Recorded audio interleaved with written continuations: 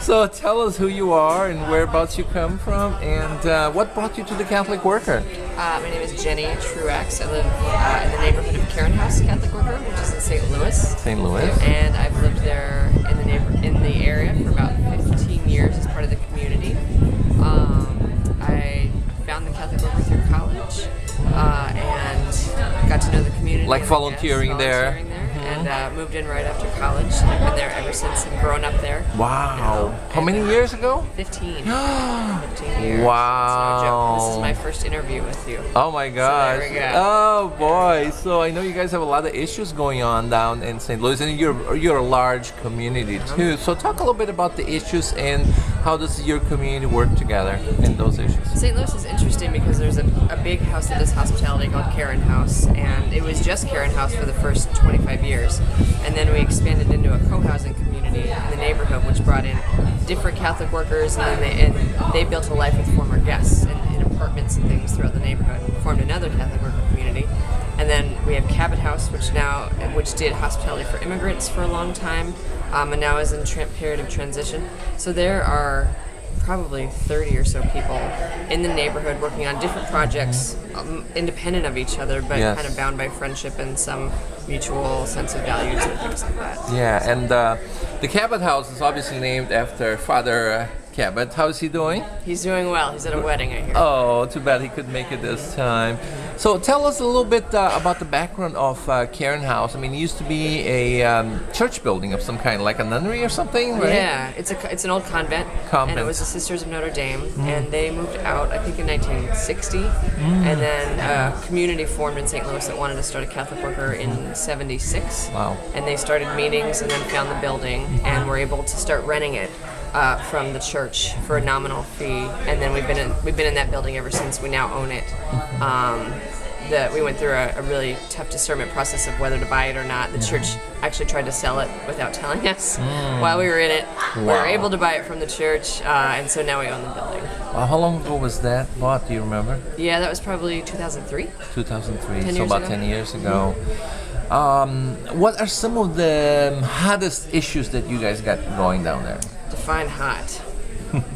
What's happening right now? What are you guys working on?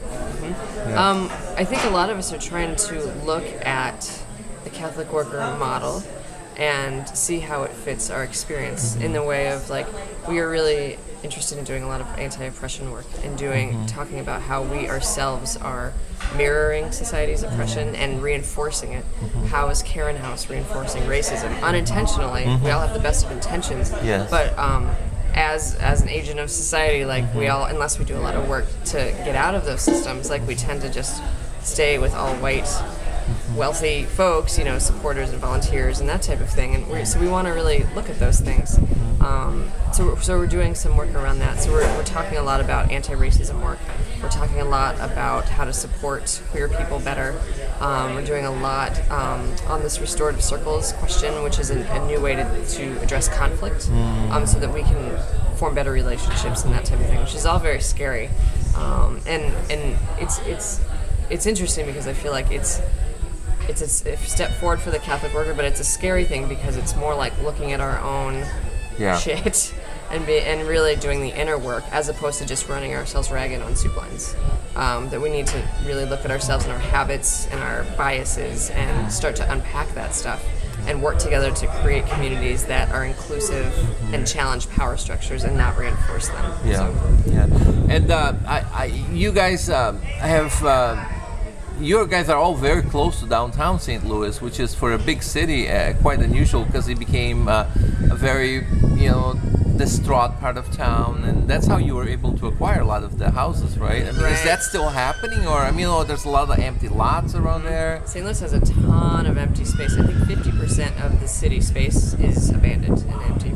And one of another projects that we're working on, there's been a white wealthy developer from the county who has secretly bought up all of the land around Karen House over the period of 10 or 15 years with shadow companies, let all the buildings fall into disrepair, including fires and terrible things like that, and now is unveiling a big north side regeneration project where he's going to save the north side, and all very vague, all very, he's getting public funding now at this point, and without any participation at all from the neighbors.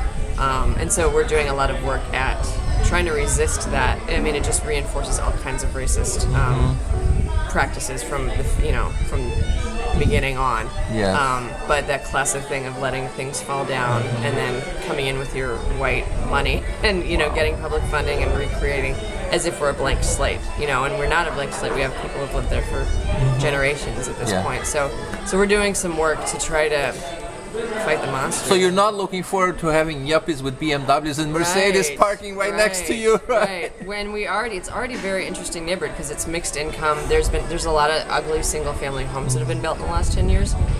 So it's a mix already, and a strange mix. But this would take it to another level of really putting.